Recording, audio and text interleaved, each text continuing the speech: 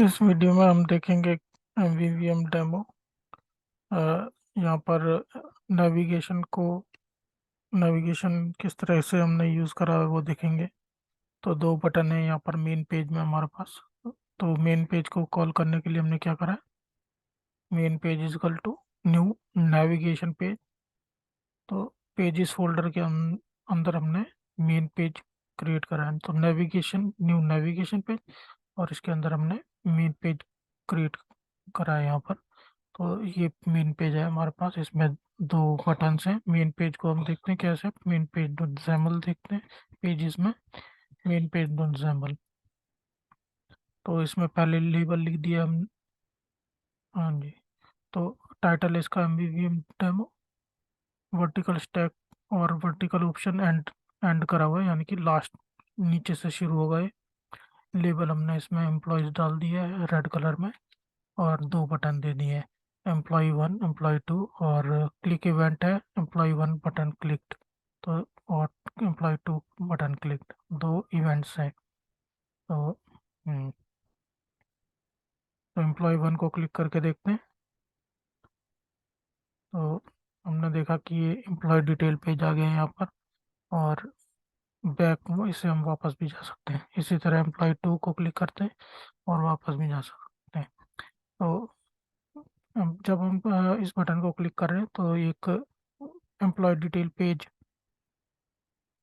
Create होता है, उसके एलिमेंट्स यहाँ पर शो होते हैं। तो हमने क्रिएशन एम्प्लॉय डिटेल पेज को क्रिएट करा एक्चुअली। तो वो देखते हैं कहाँ पर है हमारे पास, मॉडल्स में ये पेज, क्योंकि वो पेजेस में ही रहेगा, एम्प्लॉय डिटेल पेज है। व्यूज सारे हमारे यहाँ पर एम्प्लॉय डिटेल पेज। तो ये हमने पिछले वीडियो में हमने डिस्क्राइब कर चुके हैं कि किस तरीके से टेबल व्यू को हम यूज़ करके कंटेंट्स को दिखा सकते हैं। तो और जो मेन है कि मेन पेज जो Jaimal dot main page Jaimal है, और इसमें एम्प्लॉय बटन क्लिक्ड है। तो एम्प्लॉय बटन क्लिक्ड इवेंट है।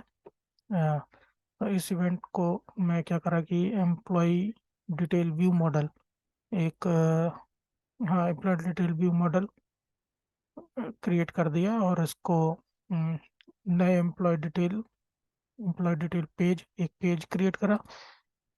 ये हमारे पास एम्प्लॉय डिटेल पेज है, और एम्प्लॉय डिटेल व्यू मॉडल इसके corresponding employee detail view model ये है। तो एक पहले हमने इंस्टेंट इसका क्रिएट करा है एम्प्लॉय 1, और एम्प्लॉय डेट पेज क्रिएट कर दिया। एम्प्लॉय डेट पेज का जो बाइंडिंग कॉन्टेक्स्ट है वो एम्प्लॉय 1 दे दिया है। और इसको नेविगेशन पुश ए सिंक, और इस पेज को एसिंक्रोनसली पुश कर दिया है। तो अब पुश करा हुआ है, इसको वापस जब हम बैक बटन एरो को प्रेस करते हैं तो ये वापस चला जाता है। और जो है सी एल आर